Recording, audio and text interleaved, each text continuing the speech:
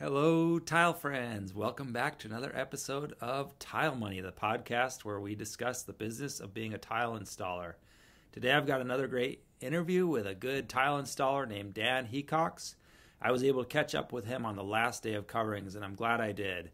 Let me tell you a little something about Dan. Dan is a man on a mission, and he's a hard worker. Probably one of the top people I saw that was staying busy the whole event, volunteering his time, setting up booths, giving demonstrations. He stays busy with the CTEF, and he's going to get busier this year. We talk about that, and he stays busy within the NTCA, volunteering his time. And on top of it all, like I mentioned, he's got a great tile installation business. So I think you're really going to enjoy this interview with Dan. And as well, at the end of the interview, again, we've got the Tile Money Tips with Ron Nash. And of course, this is sponsored by Laticrete.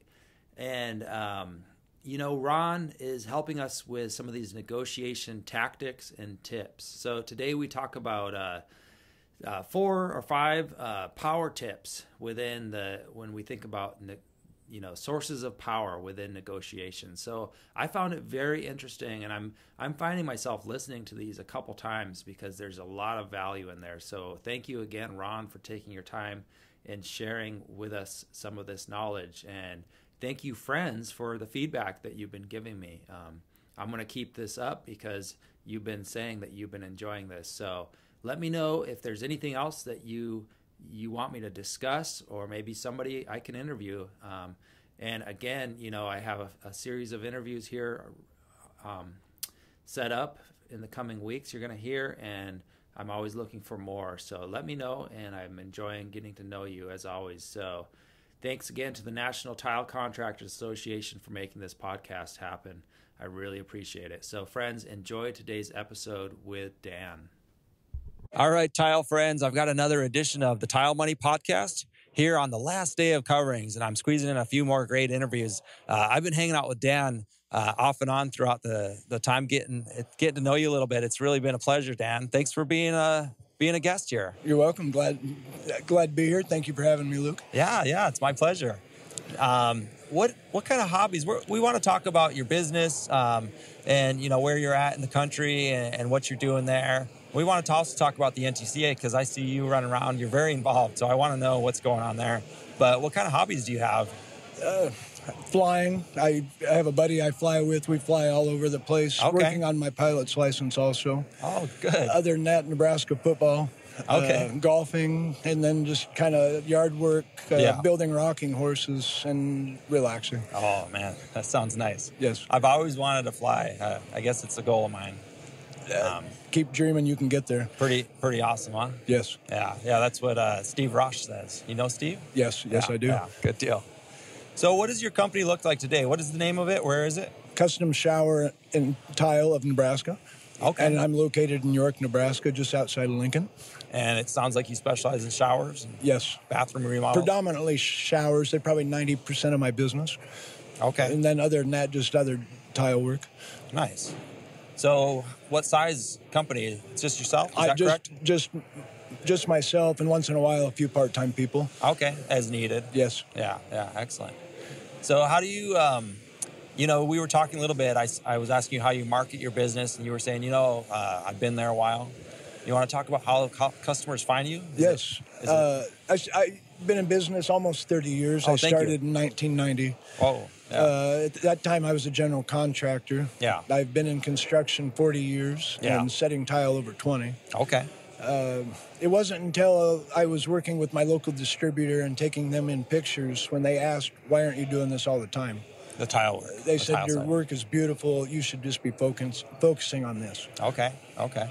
Well, that's really good. So you built that reputation there as the go-to tile guy. Is that right? Yes, that's correct. Yeah, that's awesome. And it's gotten to the point where I haven't advertised in 20 years. I'm just solely word of mouth. Okay.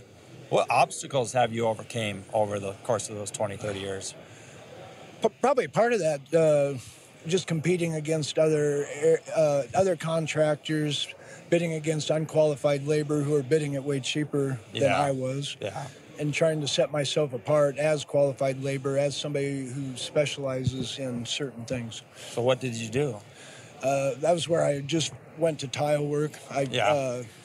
Was that maybe where Find I had a buddy of mine 20 years ago. He mentioned to me, you need to find the one thing that you're really good at. Okay. Focus on that and become the best you can be. Yeah. And it took me maybe 15 years after he had told me that to realize that, until that my rep at the tile store had said, why aren't you doing this all the time? And then that kind of clicked. Yeah. And then it was shortly after that then that I had joined the NTCA. Okay. Yeah, I wanted to ask about the NTCA. What are your roles? At this current time, I'm a state ambassador for Nebraska. Okay. And then I'm with the CTEF, as an evaluator. Yep. And then just recently, we've been talking the last few days, I'm going to be traveling the country 30-plus times doing training sessions, 1 and 2 day training sessions on top of the evaluations. Okay, excellent. Yeah, that's gonna be a lot of fun coming up. You excited? Yes, I'm excited. All right, good. That's very exciting. Yeah, for sure. It's great to be a part of helping to build qualified labor, train people. Yeah. To help our industry grow. And so what does that look like if somebody wants to go through the program? If they're wanting to go through the CTI program, we have to get signed up for that. And then we are going to be having training classes to train you on taking the CTI test. Okay. Then we send you out a study guide, the TCNA handbook, and an ANSI manual. Okay. You go through that, you get online, take a 155-question, multiple question test. Yeah. And then when we have a test in your local area, we will notify you and get you on that test. Nice. What's the average time frame here? What are we talking? 6 months? Overall? Yeah. Usually it's probably more 3 months from the time we set up a test and then have everybody studied and get them in there for testing. Okay. We tried to not have people under a month. Uh-huh. We find people that come in under a month aren't getting studied the way they should correctly. Moving too fast. And we're having failures. So we're not wanting to have that. We're wanting to train people and build this up. Yeah, that makes a lot of sense. What you mentioned, of course, that's where you kind of got started, was getting your training. What return on investment did you see, or could I expect to go through that? But after I'd become certified, I had people finding me on the website. Okay. On top of the people that were just word-of-mouth customers. Okay. Then at that time, with my involvement in the industry, I've also started doing forensic investigations. That's helped to build my business. I'm getting calls from distributors to come look at failures. Yeah. And then just from the tile shops are referring me out, and I'm getting calls to investigate failures. I'm glad you brought that up. That's just another badge, a badge of accomplishment, and another avenue to find work and to build that stand out as the expert. Yes. Yeah, that's really cool. We kind of want people to set themselves apart, and then we kind of tell them that with the CTI. Yeah.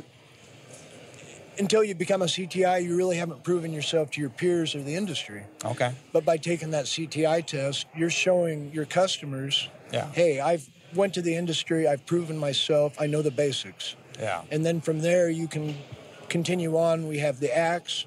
There's 7 acts. Yeah. Individual modules that you can take for further certification. Yeah. Yeah, I think that helps when a consumer is shopping around, researching contractors.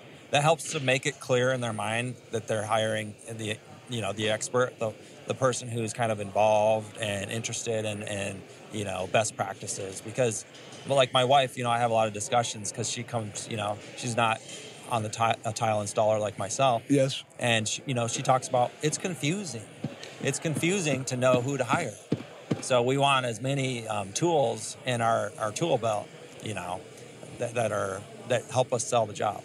And on the CTEF website, there's a link on there where you can punch in the zip code, and you can find qualified labor in your area, people that have passed the CTI test. Okay. Is a way to find qualified labor. That's it. Yeah. So over the years, have you found any good business books? My two favorite books at this current time would be the TCNA handbook and the ANSI manual. Okay. And then along with the NTCA directory. Nice. You find you're using that to better your business and sell jobs and yes, I am. And show standards. Excellent. Yeah, when you go to talk to a customer, you take those books along and show them and say, hey, we're using the best methods and standards. We can give you a job that's not going to fail. Right. It isn't something you're going to have to worry about. Yeah. Well, you're the second person to bring that up in my interviews here over the last few days, so there's something there, friends. Yes, there is. Well, Dan, it's been a pleasure meeting you and connecting, and we went to a couple events, had a few beers together, so that's right. I'm looking forward to continuing the relationship. Thank you, Luke. Same here. Right on. All right, tile friends, today we've got another tile tip, and of course, this is brought to you by Laticrete, and I have Ron Nash sitting with me. How are you, Ron? What are we going to talk about today? I'm doing very well. I'm having a lot of fun doing these tips. Good deal. And today we're going to talk about the sources of power. Okay. All right. Power. Everybody thinks about power, but in deal making, we have, let's see, how many am I going to talk about? All right. I'm going to talk about four big, eight or so big sources of power. My outline's kind of funny numbered. Anyway, all right, so here we go. The goal of this tip is to understand the sources of power and understand that you can win power or lose power by how you react, okay? So in this particular scenario, we get a little more in the weeds with this, okay? So if I'm selling to Luke, a lot of times the number one source of power that people use against the seller is competition. Okay. In my regard, it would sound something like, okay, hey, I would like to sell you the shower system. Luke comes back and says, well, I can buy X other shower system for less money. Yeah. Right. Luke, have you ever had that happen in your business? Yeah, all the time. All the time. In fact, it is, as a buyer, usually the number one source of power that they use against. Yeah. So guess what? Let's talk about what we can do. Be very wrong. You'll hear it sound like this. Give me your best price because I can just go to your competition at any time, right? Well, here are some tips that you can do. Okay, so there's, like I said before in other tips, we'll try to get into a cooperative mode. Okay, Luke, what are your goals with this? Do you have anything that you're concerned about? Is there a time crunch on the job? Do you need a warranty to go along with this? What quality standards are your customers looking for? Are they looking for something fast? Do they need to get into this job faster? Those kind of things. Competitors are they don't exist in my mind. Yeah. Okay, this is a very important thing. I never acknowledge a competitor because in my mind, I'm working with Luke on a deal, right? I'm not worried about what my competitors are doing because they have their own businesses to run. Luke and I have a relationship. He's asking me basically to help him when he says, hey, I could just go to your competition. Okay, well, maybe I need to help you understand the value that we're talking about. Yeah. Okay, so there's a lot of different ways to do that. And when we start talking more tactical tips, those kind of things, it'll get even better. All right. Okay. So here we go. Competition, number one power. I'll give you more tips later and other tips to help you even drill down on that one. Mm-hmm. Number two source of power, legitimacy. Now, this is where you'll hear people say, well, by code, you have to do this. Oh, yeah. Laws. Legitimacy is also price lists. Okay. The power of legitimacy. Oh, this must be the price because they went so far as to make a price list. Yeah. Now, I would suggest to all business owners that if at all possible, you create a list of prices that you can share with your customers. Because what will happen is just the fact of writing that down on another piece of paper adds legitimacy to it. Interesting. Okay. Why do you think in every Starbucks across the country, they have a board with pricing on it? Yeah. And a lot of people think, oh, well, that's because, so people know how to order. Well, yes and no. I dare you to go ask for a discount on a latte. Yeah. What's going to happen is that power of legitimacy, that barista is going to be able to point and say, well, it says on this board Yeah. Now, what I like to do is say, just because it says on the board doesn't mean that's what you got to get, and see what happens. And I think you should try it. You should try it. If for nothing else, it's fun to watch a barista kind of dance. Yeah, for sure. So, but anyway, why did they put it on the board? It's a power of legitimacy. Okay. Here's some other things that are give you legitimacy in your deals. Okay. Number one, notes after a meeting. Mm-hmm. If you have a meeting with a customer and you boil those notes down and you email those notes back, you gain in legitimacy of the deal you just created. Yeah. I like to have a meeting and I confirm meetings in emails. Hey, this is what we talked about. This is what we agreed to. Okay. So that might be helpful. I like the way you worded that too. This is what we agreed to. This is what we agreed to. Not on writing. It's a verbal agreement, but it's just insinuating that you're going to put it. This is what we agreed to. If you have it in writing, I guarantee it's better. It's more legitimate. Sure. Than remembering a conversation, right? Sure. Understood. All right. Number 3, PowerPoint, and very powerful, knowledge. Knowing the pressures that your buyers are under, like I used an example before in other tips. If you know that the family is coming over for Christmas and they have to have that shower finished, that's a heck of a big PowerPoint for you to know, because then you might be getting paid extra for speeding up the job. You may be doing a better job because you're understanding. Okay. Also, knowledge of the 4 modes, right? Are you in a cooperative mode with this person? Are you in a transactional mode with this person? That's a power of knowledge. Very important. Tip number 3 on this knowledge of power is probe. I'm going to help you out. How is success measured? What does it look like? I find that people don't even ask their buyers, hey, what's your goal for this remodel? Interesting question. Yeah. How can I make this more successful? Right. That's going to give you little bits of knowledge that maybe you didn't know. Also, who am I going up against? Sometimes that's very good. Yeah. If you know a competitor has certain tactics or styles, then the knowledge of power will help you. If you say, who am I? What are you willing to risk? That's a funny and interesting question. What are you willing to risk? Well, I don't want you to use this material. What are you willing to risk? And then your knowledge of the risk will help them understand. Okay, so there's some good ones. Yeah. PowerPoint number 4, risk-taking. Okay?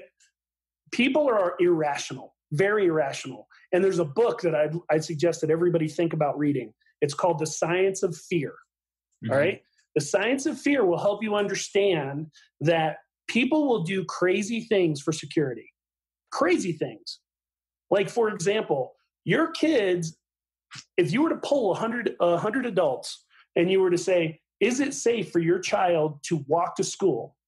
You're going to get a percentage of those people, regardless of the crime rate in your area, that have an irrational fear of a child walking to school. Mm-hmm. But when you and I were kids, let me put it this way. My mom and dad didn't even know where I was 90% of the time I lived. And the science would say that we are not in a more dangerous society today. In fact, quite opposite. The crime rates are falling everywhere. But that also flows professionally as well. Yeah. Helping people understand risk, point number 4, is helping you also understand why we sell warranted systems. Why would I care? Why would I care about a warranted system if I wasn't afraid of risk? Yeah.